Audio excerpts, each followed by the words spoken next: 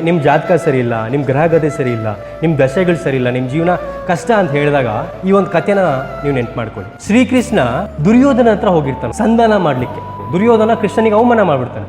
ಆಗಲ್ಲ ಅಂತ, ನನಗೆ ಅವಮಾನ ಮಾಡಿದ್ದೀರಾ, ಈಗ ಯುದ್ಧ ಆಗೇ ಆಗುತ್ತೆ ಅಂತ ಹೇಳಿ ಕೃಷ್ಣ ಹೊರಟೋಗ್ತಾರೆ. ತಕ್ಷಣ ಧೃತರಾಷ್ಟ್ರ ಜ್ಯೋತಿಷಿಗಳನ್ನ ಕರೆದು ದುರ್ಯೋಧನ ಜಾತಕವನ್ನ ತೋರಿಸಿ ಯಾರು ಗೆಲ್ತಾರೆ ಯುದ್ಧದಲ್ಲಿ, ಇವ್ನ ಜಾತಕ ಹೇಗಿದೆ ಅಂತ ತೋರಿಸ್ತಾರೆ. ಸೊ ಅವರು ಎಲ್ಲವನ್ನು ಕೂಡ ನೋಡಿ ದುರ್ಯೋಧನನ ಜಾತಕದಲ್ಲಿ ಎಲ್ಲಾ ಗ್ರಹಗಳು ಕೂಡ ಉಚ್ಚ ಸ್ಥಾನದಲ್ಲಿದೆ, ನಕ್ಷತ್ರಗಳು ಪರ್ಫೆಕ್ಟ್ ಆಗಿದೆ, ಒಳ್ಳೆ ದಶೆ ನಡೀತಿದೆ, ಈ ಯುದ್ಧದಲ್ಲಿ ದುರ್ಯೋಧನನ ಗೆಲ್ತಾನೆ ಅಂತ ಹೇಳಿ ಹೋಗ್ತಾರೆ. ಸೊ ಯುದ್ಧ ಶುರುವಾಗುತ್ತೆ.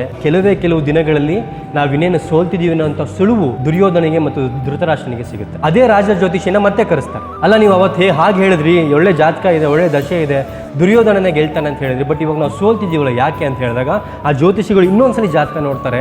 ಜಾತಕ ನೋಡಿ ಹೇಳ್ತಾರೆ, ಅವ್ರ ಕಡೆ ಯಾರೋ ಒಬ್ರು ಇದ್ದಾರೆ, ಅವರು ಗ್ರಹಗಳ ದಿಕ್ಕನ್ನೇ ಬದಲಾಯಿಸಿದ್ದಾರೆ, ನಕ್ಷತ್ರಗಳ ಪ್ಲೇಸ್ಮೆಂಟ್ ಅನ್ನ ಬದಲಾಯಿಸಿದ್ದಾರೆ, ಅವ್ರ ಕಡೆ ಯಾರೋ ಇದ್ದಾರೆ ಅಂತ. ತಕ್ಷಣ ಅಲ್ಲೇ ಇದ್ದಂತ ವಿದುರ ಹೇಳ್ತಾರಂತೆ, ಅವ್ರ ಕಡೆ ಕೃಷ್ಣ ಇದ್ದಾನೆ.